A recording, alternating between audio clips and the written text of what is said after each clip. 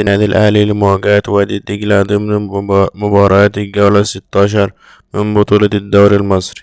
موعد مباراة الأهلي ووادي دجلة في الجولة 16 من الدوري المصري، والتي ستقام يوم الثلاثاء في تمام الساعة 5 مساء.